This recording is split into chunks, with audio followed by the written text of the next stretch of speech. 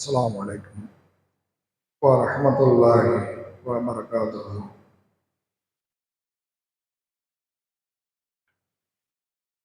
الحمد لله رب العالمين والعاقبة للمتقين والصلاة والسلام على سيدنا محمد وعلى آله وأصحابه أجمعين. يا أيها الناس اتقوا ربكم الذي خلقكم من نفس واحدة وخلق منها زوجها وبث منهما رجالا كثيرا ونساء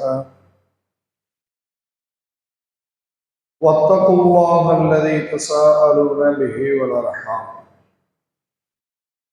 إن الله كان عليكم رقيبا. يا أيها الذين آمنوا اتقوا الله حق تقاته ولا تموتن إلا وأنتم مسلمون. يا أيها الذين آمنوا اتقوا الله وقولوا قولا سديدا يصلح لكم أعمالكم ويغفر لكم ذنوبكم ومن يطع الله ورسوله فقد فاز فوزا عظيما. கண்ணியத்துக்குரிய எல்லா வல்ல அல்லாஹ்வின் நல்லடியார்களே, ஒரு மனிதன் இவ்வுலகத்தில் வாழும் பொழுது அவன் பல்வேறு மன கவலைகளுக்கு உள்ளாக்கப்படக்கூடியவனாக இருக்கிறான். ஒருவர் ஒரு இடத்தில் வேலை செய்யக்கூடியவராக இருக்கிறார். அந்த வேலை பளுவின் காரணமாக அந்த மனிதன் மன கவலைக்கு மன துக்கத்திற்கு உள்ளாக்கப்படக்கூடியவனாக இருக்கிறான். அதே போல ஒரு மனிதன் தன்னுடைய வீட்டிலே இருக்கும் பொழுது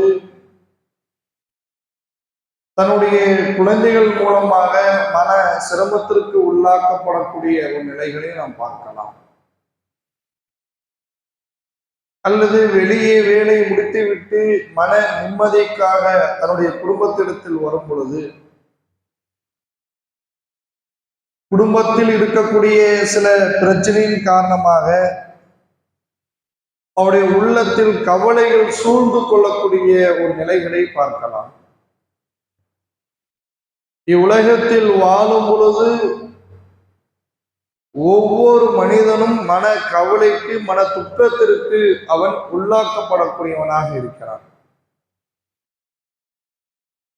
அவ்வாறு இருக்கும் பொழுது சில மனிதர்கள் என்னுடைய உள்ளத்தில் இருக்கக்கூடிய கவலை நீங்க வேண்டும் என்பதற்காக, மன மகிழ்ச்சியை பெற வேண்டும் என்பதற்காக இறைவன் தடுத்த ஹராமாக்கிய அந்த பாட்டுகளையும் இசைகளையும் கேட்கக்கூடிய ஒரு நிலையிலே நாம் பார்க்கலாம். அவர்கள் சொல்லக்கூடிய காரணம் என்ன? நான் இந்த பாடலை கேட்பதன் மூலமாக, இந்த இசைகளை கேட்பதன் மூலமாக என்னுடைய உள்ளத்தில் இருக்கக்கூடிய கவலைகள் நீங்குகின்றது,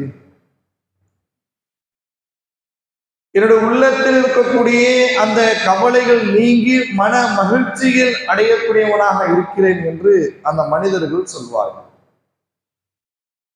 ஆனால் அல்லாஹு தஆலா இதற்கு எதிர்மறையாக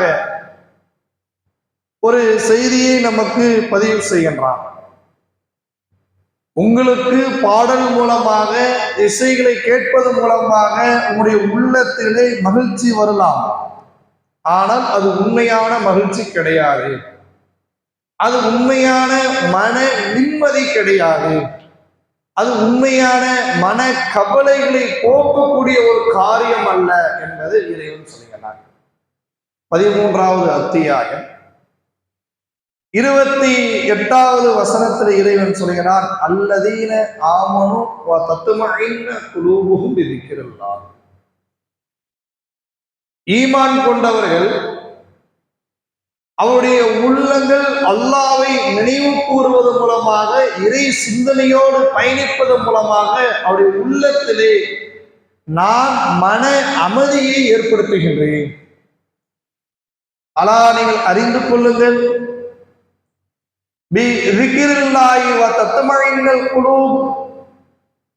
அல்லாஹ்வுடைய நினைவால் மட்டும்தான் உங்களுடைய உள்ளங்கள் அமைதி பெறுமே தவிர வேறு எந்த காரியத்தாலும் உங்களுடைய உள்ளங்கள் அமைதி பெறாது, மகிழ்ச்சி அடையாது என்பதை இறைவன் சொல்லுகிறான்.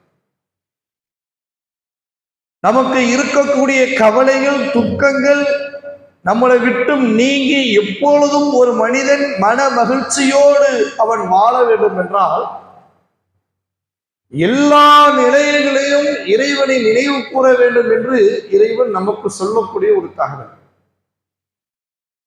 நாம் தூக்கத்திலிருந்து எழுந்தது முதல் மறுபடியும் நாம் தூக்கத்துக்கு செல்கின்ற வரை ஒவ்வொரு நேரத்திலும் நாம் இறைவனை நினைவு கூறுகின்றோமா? இறை சிந்தனையோடு நாம் வாழக்கூடியவராக இருக்கிறோமா? இல்லை. தூக்கத்திலிருந்து எழுந்திருக்கும் பொழுது அல்ஹம்துலில்லாஹி அல்லதி அஹ்யானா பஅதமா அமாத்தனா வ இலைஹி நுஷூர். தூக்கத்திலிருந்து எழுப்பிய இறைவனுக்கே எல்லா புகழும்.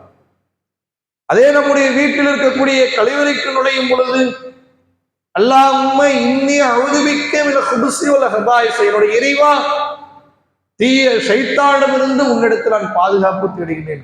அதை விட்டு வெளியே வரும்போது குஃப்ரானுக்கு, உன்னிடத்தில் நான் பாவம் மன்னிப்பு தேடுகிறேன், என்னை மன்னிப்பவன் நீந்தான்.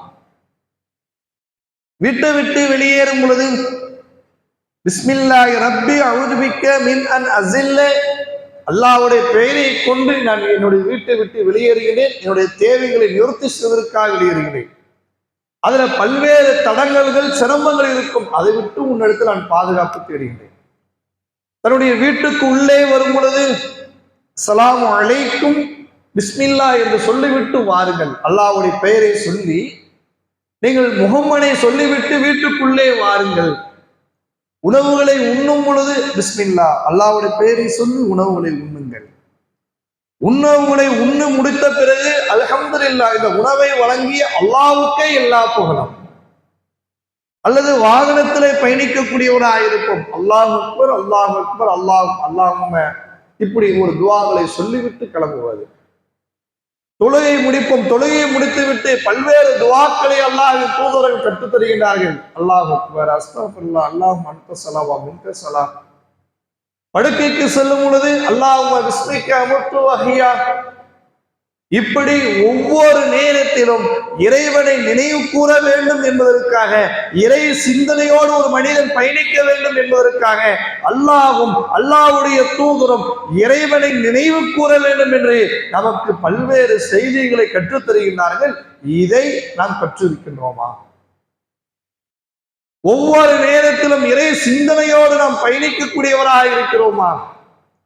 ஒரு மனிதன் ஒரு தீமைகளை செய்கின்றான், வியாபாரத்தில் மோசடி செய்யக்கூடியவனாக இருக்கிறான், பாவமான காரியங்களை செய்யக்கூடியவனாக இருந்தால் ஒவ்வொரு நேரத்திலும் இறை சிந்தனை அந்த மனிதனுடைய உள்ளத்தில் இருக்கும் பொழுது அந்த மனிதனுடைய உள்ளம் எவ்வாறு இருக்கும்? இது தீமை, இதை பாவம், இதை விட்டு நாம் விலகிக் கொள்ள வேண்டும். இந்த நிலையிலே நாம் மரணித்து விட்டால் இறைவன் நம்மளை விசாரிப்பான், கேள்விகளை கேட்பான். இறைவன் நம்மளை கண்காணிக்கிற, இறைவன் நம்மளை பார்க்கிறான் என்ற ஒரு அச்சம், ஒரு பயம் உள்ளத்திலே இருக்கும். ஆனா இறை சிந்தனை குறைவாக இருக்கிறது. எப்பயாவது ஒரு தடவை பள்ளிவாசலுக்கு உள்ளே வரும் பொழுது அல்லாஹும் மஃப்தகுலி அபுவாப ரஹ்மத்துக்க, பள்ளிவாசலை விட்டு வெளியேறும் பொழுது அல்லாஹும்ம இன்னி அஸ்அலுக்க மின் ஃபضلிக்க. எத்தனை நபர்கள் இதை சரியான முறையில் நாம் சொல்லக்கூடியவராக இருக்கிறோம்? குறைவாக நபர்கள். இறைவனை நினைவு கூறுவது குறைவாக இருக்கக்கூடிய நபர்கள் தான் இறைவனை அதிகமாக நினைவு கூறக்கூடியவராக இருக்கிறார்கள். இறை சிந்தனையோடு அவர்கள் பயணிக்கக்கூடியவராக இருக்கிறார்கள். இதெல்லாம் இறைவனை நினைவு கூறக்கூடாது என்பதற்காக நம்முடைய முதல் எதிரியாக இருக்கக்கூடிய ஷைத்தான் நம்முடைய உள்ளத்திலே பல்வேறு சிந்தனையை ஏற்படுத்தி இறை நினைப்பை விட்டும் அவன் தடுக்கக்கூடியவனாக இருக்கிறான். மனித சமுதாயத்தினால்தான் அவன் சுவனத்திலிருந்து நரகத்துக்கு தூக்கி எறியப்படுகின்றான். எந்த மனிதனால் நான் நரகத்திற்கு நான் வந்தேனோ அந்த மனிதனை என்னோடு நான் நரகத்துக்கு அழைத்து செல்வேன் என்ற ஒரு சிந்தனையில் மனிதனுடைய உள்ளத்திலே தீய எண்ணங்களை ஏற்படுத்தி இறைவனை நினைவு கூற விடாமல் அதிகமாக அவன் தடுக்கக்கூடிய ஒரு நிலைகளை நாம் பார்க்கலாம். எல்லா விஷயங்களுக்கும் மூலக்கூறு அடிப்படையான ஒரு விஷயம் இறைவனை நினைவு கூறுதாங்க. இறை சிந்தனை ஒரு மனிதனுக்கு வந்து விட்டால் ஐவேளை தொழுகை பள்ளிவாசலோடு தொடர்புடையவனாக இருப்பான். இறை சிந்தனை அந்த மனிதனுக்கு வந்து விட்டால் அவன் வட்டி வாங்காமல் ஒதுங்கி இருக்கக்கூடிய ஒரு சூழ்நிலை இருக்கும். இறை சிந்தனை வந்து விட்டால் நாம் திருக்குறானை ஓத வேண்டும். இறைவன் நமக்கு இந்த திருக்குறானில் பல்வேறு அறிவுரையை சொல்லியிருக்கிறார், அதை படிக்க வேண்டும் என்ற சிந்தனை அவருடைய உள்ளத்திலே வரும். அந்த இறை நினைவை விட்டும் தடுக்க வேண்டும் என்பதற்காக சைத்தான் பல்வேறு ஊசலாட்டங்களை நம்முடைய உள்ளத்திலே போடக்கூடியவனாக இருக்கிறான். அல்லாஹ் சொல்லுகிறான்,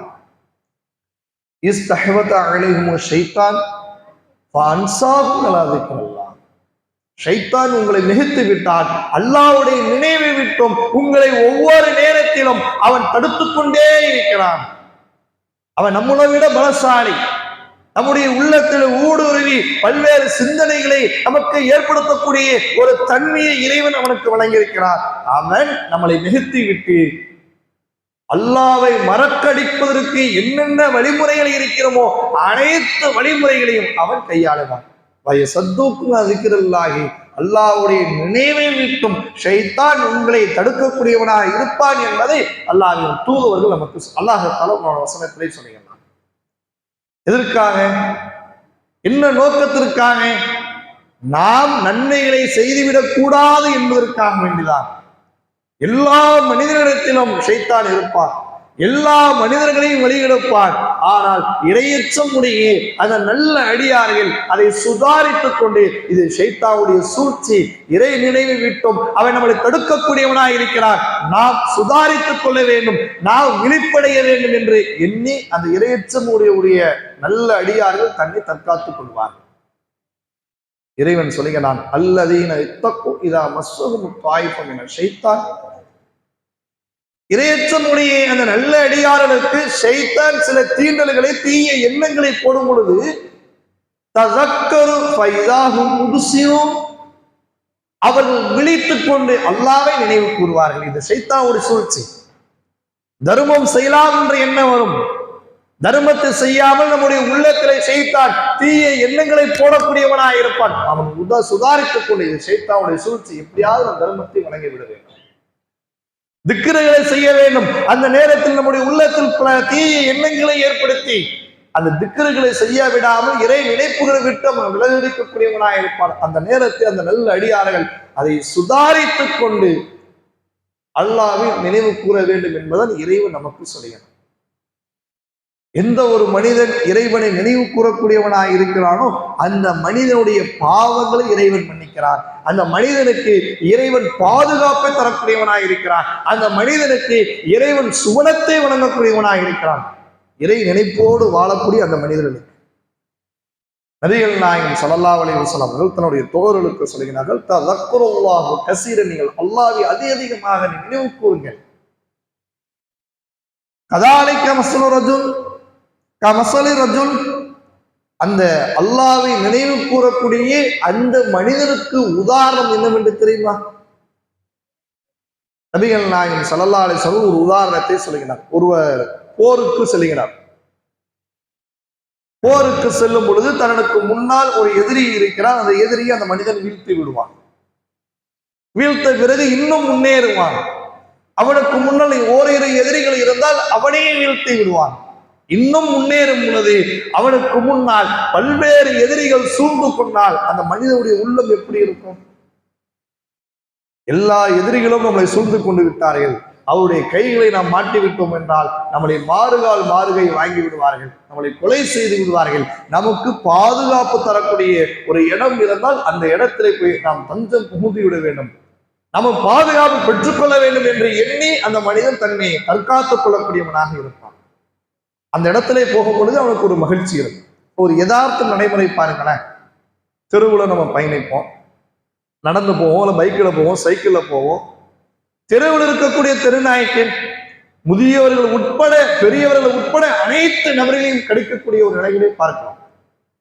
ஆண்களாக இருந்தாலும் சரி, பெண்களாக இருந்தாலும், சிறுவர்களாக இருந்தாலும், பெரியவர்களாக இருந்தாலும் அனைத்து நபர்களையும் அந்த தெருநாய் கடிக்கின்றது. அப்ப தெருநாய் கிடைக்கும் பொழுது, அதை விரட்டும் பொழுது அந்த மனிதனுடைய உள்ளம் எப்படி இருக்கும்? எப்படியாவது தன்னை தற்காத்துக் கொள்ள வேண்டும். ஏதாவது ஒரு வீட்டுடைய கேட்டு திறந்திருந்தா அப்படியே உள்ளார போய் ஒளிந்து கொள்வோம், நாயிடமிருந்து தற்காத்துக் கொள்ள. கடைகள் திறந்திருந்தால் அந்த கடையுடைய உள்ளே போய் நின்று விடுவோம், நாய் கடிக்க வருது. அல்லது ஒரு மரமோ ஒரு பாதுகாப்பு தரக்கூடிய ஒரு இடம் இருந்து விட்டால் அந்த மனிதன் உடனே அதில் சென்று தன்னை தற்காத்துக் கொள்ளக்கூடிய ஒரு நிலை இருக்கிறது. அப்படி தற்காத்துக் கொள்ளும் பொழுது தன்னை பாதுகாப்பு இருக்கக்கூடிய ஒரு இடம் கிடைக்கும் பொழுது அவன் மகிழ்ச்சி அடையக்கூடியவனாக இருப்பான். அதே போலதான்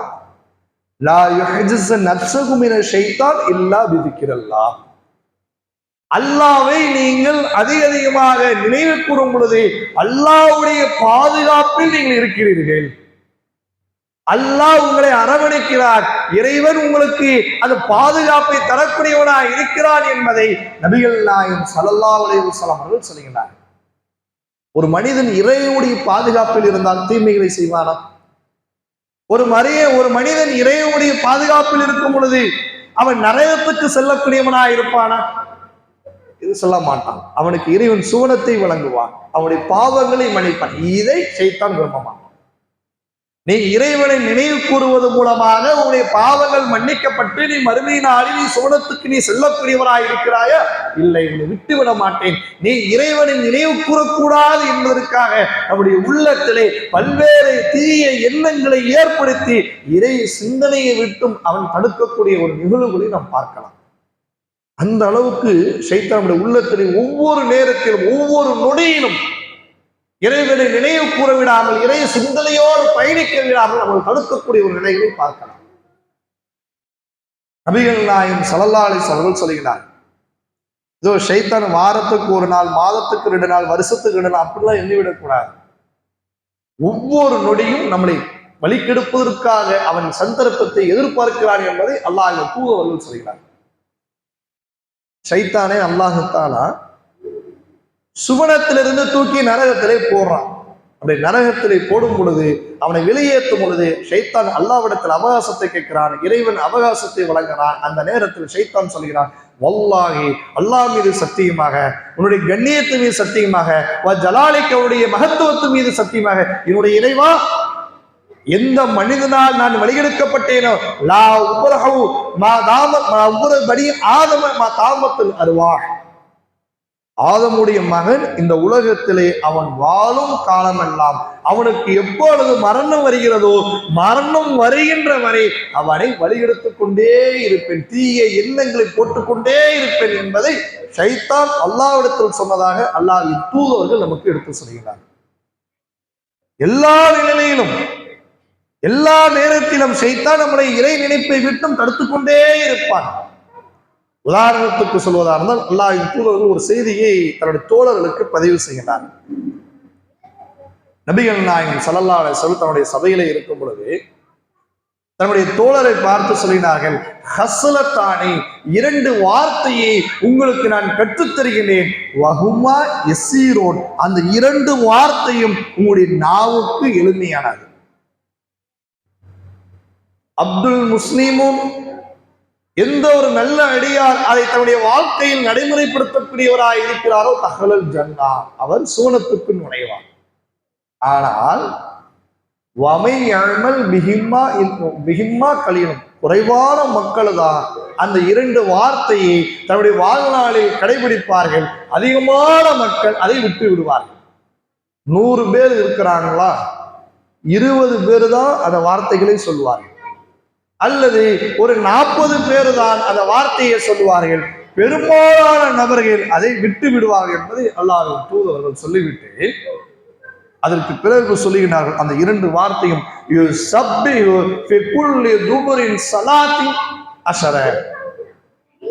ஃபரலான தொழுகை இருக்கிறது. அந்த ஃபரலான தொழுகைக்கு பிறகு பல்வேறு துவாக்களையும் பல்வேறு திக்ர்களையும் செய்ய வேண்டும் என்று அல்லாஹ்வின் தூதர்கள் நமக்கு கற்றுத்தருகிறார். எழுதி கூட ஒட்டியிருக்கிறார். அல்லாஹ் அக்பர், அஸ்தக்ஃபிருல்லாஹ், அல்லாஹும்ம அன்த ஸலாம் வ மின்க ஸலாம், ஆயத்துல் குர்சி, அல்லாஹும்ம இன்னி அலா திக்ரிக்க வ ஷுக்ரிக்க ரப்பிக்கினி அதாபக்க, இப்படி பல்வேறு துஆக்கள் இருக்கிறது. சுப்ஹானல்லாஹ் 33 தடவை, அல்ஹம்துலில்லாஹ் 33 தடவை, அல்லாஹ் அக்பர் என்று 33 தடவை நம்ம எண்ணுவோம். 100வது தடவையா லா இலாஹ இல்லல்லாஹ் வஹ்தஹு லா ஷரீக்.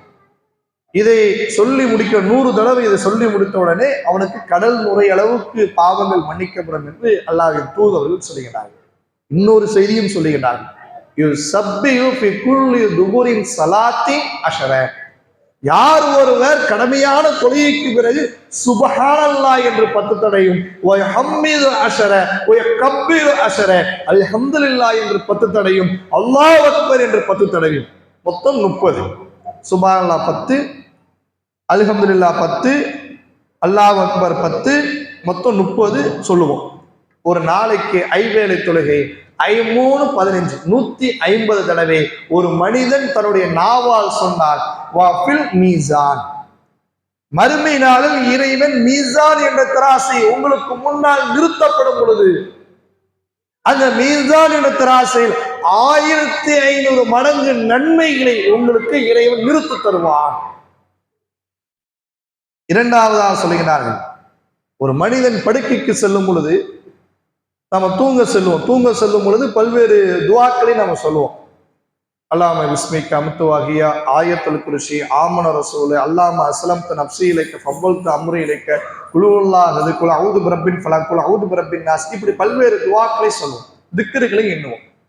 அதுல ஒன்றாக சொல்லுகிறார்கள், ஒருவர் தூங்க செல்லும் பொழுது அல்லாஹ் அக்பர் என்று 34 தடவையும் அல்ஹம்துலில்லாஹ் என்று 33 தடவையும் சுப்ஹானல்லாஹ் என்று 33 தடவை, ரெண்டுமே ஒண்ணுதான்.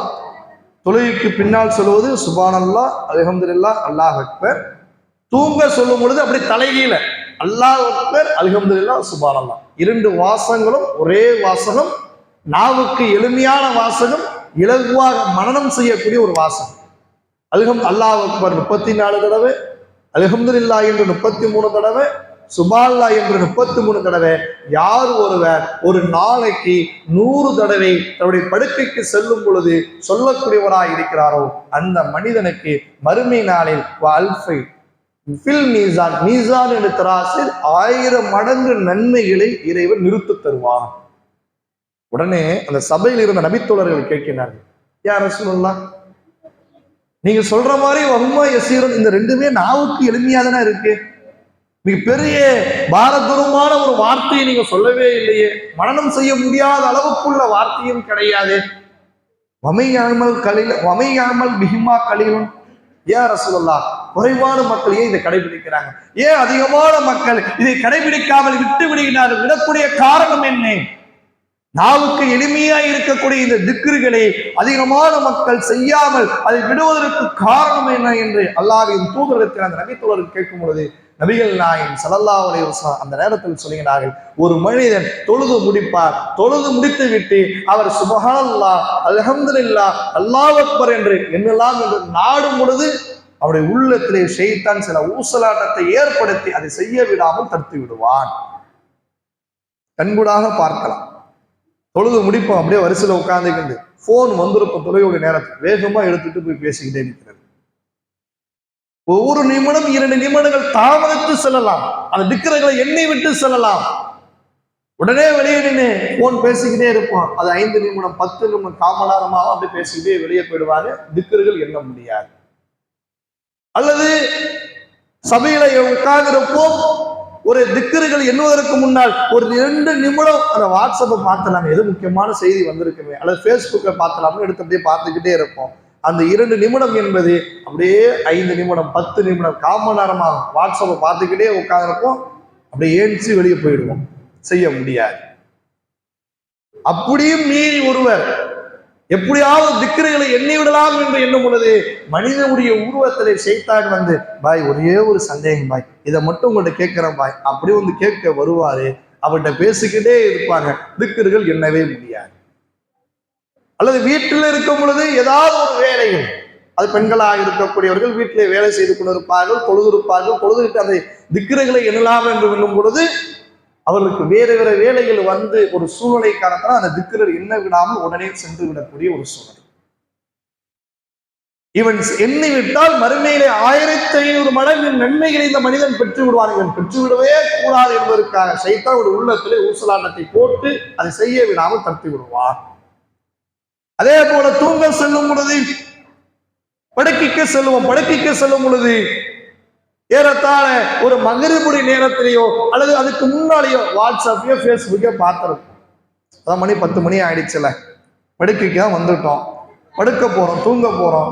திக்ருகளை எண்ணுவதற்கு முன்னால், துவாக்களை எண்ணுவதற்கு முன்னால் ஒரு 20 நிமிடம், ஒரு 1/4 மணி நேரம் இந்த வாட்ஸ்அப் ஃபேஸ்புக்கை நாம் பார்த்து விடலாம் என்று அந்த மனிதன் எடுத்து பார்ப்பான்.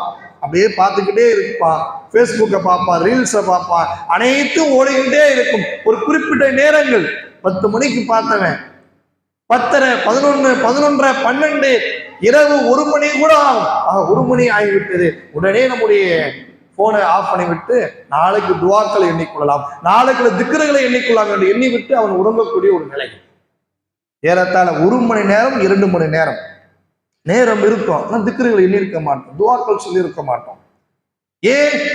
நம்முடைய உள்ளத்தில் அந்த தீயதை பார்க்கும் பொழுது, மற்ற செயலில் ஈடுபடும் பொழுது ஷைத்தான் அதுதான் சிறந்தது என்று ஒரு உள்ளத்திலே போட்டுக்கொண்டே இருந்தார். அதனால் நம்முடைய வாட்ஸ்அப் ஃபேஸ்புக்கை பார்த்து கொண்டே இருந்தோம். அப்படி ஒரு குறிப்பிட்ட நேரத்தில் நமக்கு தூக்கம் வரும் பொழுது, தூக்கம் வந்து விட்டது, இதை இனிமே பார்க்க வேண்டாம், இதை வைத்து விடுவோம், துவாக்களும் நாளைக்கு எண்ணிக்கொள்ளலாம் என்று உள்ளத்தில் அந்த எண்ணத்தை போடுவான். அப்படியே நம்ம அதுக்கு தோதுவாக பயணித்துக் கொண்டே இருக்கும். இதான் ஷைத்தானுடைய வேலை.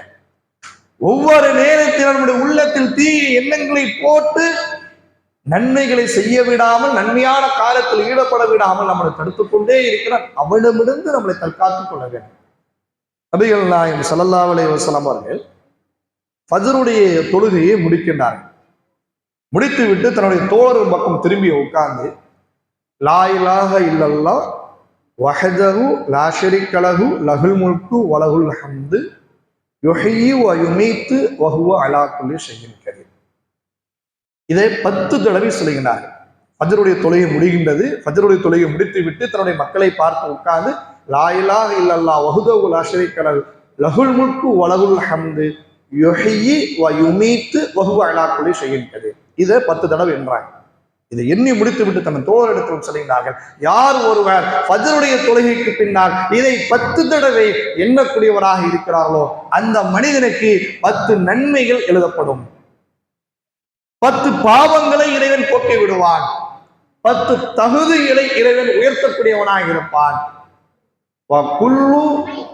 அன்று மாலை வரை எந்த விஷ ஜந்துக்களும் அவனை தீண்டாமல் இறைவன் பாதுகாத்துக் கொள்வான். அன்று மாலை வரை ஷைத்தானிடமிருந்து இறைவன் பாதுகாப்பான். அதே நேரத்தில் அந்த மனிதன் மக்ரிப் தொழுகைக்கு பிறகு இந்த துவாவை அந்த மனிதன் ஓதக்கூடியவனாக இருந்தால் இரவு முழுவதும் அந்த மனிதனுக்கு அந்த பாதுகாப்பை இறைவன் வழங்கக்கூடியவனாக இருப்பான். அந்த நன்மைகள் அப்படியே கிடைக்கும். இரவு முழுவதும் ஷைத்தான் தீண்ட விடாமல் இவனை பாதுகாத்துக் கொண்டே இருப்பான் என்பதை அல்லாஹ்வின் தூதர்கள் தன்னுடைய தோழர்களுக்கு சொல்கிறார். ஒவ்வொரு மனிதனுக்கும் அந்த ஷைத்தானுடைய தீண்டுதல், ஷைத்தானுடைய தீய எண்ணங்கள் இருக்கும். அவனிடமிருந்து நம்மளை தற்காத்துக் கொள்ள வேண்டும் என்றால் இதே போன்று அல்லாஹ்வின் தூதர்கள் இறைவனை அதிகமாக நினைவு கூற வேண்டும் என்று நமக்கு சொல்லியிருக்கலாம். அதை நம்ம அதிகமாக செய்ய வேண்டும்.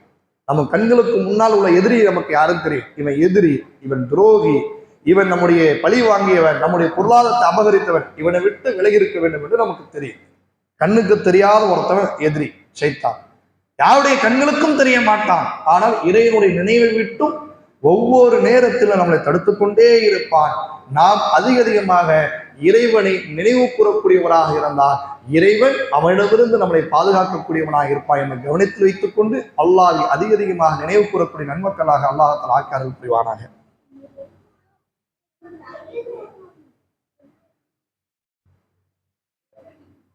நினைவுக்குரிய எல்லா வல்ல அல்லாஹ்வின் நல்லடியார்களே,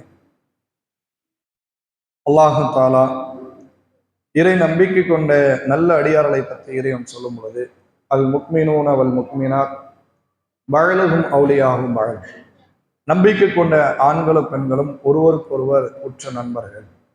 யக்முரூன பில் மஅரூஃப் வ யன்ஹூன அனில் முன்கர், அவர்கள் நன்மையை ஏவுவார்கள், தீமையை தடுப்பார் என்று இறைவன் இறை நம்பிக்கையாளரை பற்றி, நல்ல அடியார்களை, முக்மின்களை பற்றி இறைவன் சொல்லுகின்றார். அதாவது நமக்கு தெரிந்த அந்த சத்திய மார்க்கத்தை மக்களுக்கு எடுத்து வைப்பார்கள்.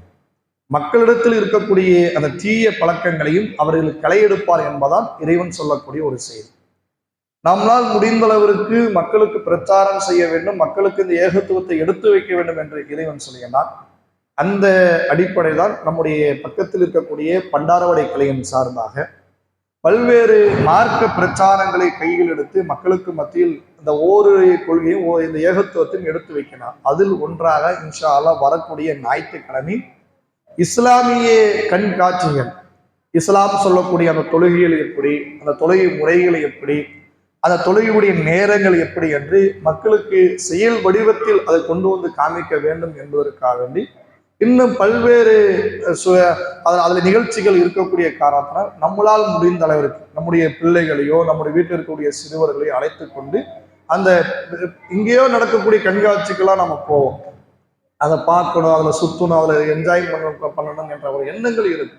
இது இஸ்லாம் சார்ந்து இருக்கக்கூடிய ஒரு கண்காட்சி என்பதனால் மார்க்கம் சொல்லி தரக்கூடிய, மார்க்கம் போதித்த அனுமதிக்கப்பட்ட அந்த செய்திகளை மக்களுக்கு செயல் வடிவத்தில் நாம் கொண்டு வந்து கொடுக்கும் பொழுது அது சின்ன பிள்ளையுடைய உள்ளத்தில் அது ஆழமாக பதியக்கூடியதாக இருக்கும் என்பதை அதை கவனத்தில் வைத்துக்கொண்டு இன்ஷா அல்லாஹ் நம்மளால் முடிந்த அளவிற்கு காலையில் 10 மணியிலிருந்து மாலை 6 மணி வரை அதை நடத்தக்கூடியவராக இருக்கிறாங்க.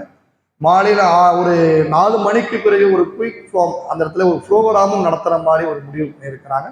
இன்ஷா அல்லாஹ் அதை நாம் கலந்து கொள்ளக்கூடிய நல்ல அடியாராக அல்லாஹ் ஆக்கி புரிவானாக. அஸ்ஸலாமு அலைக்கும் வரஹ்மத்துல்லாஹி வபரகாத்துஹு.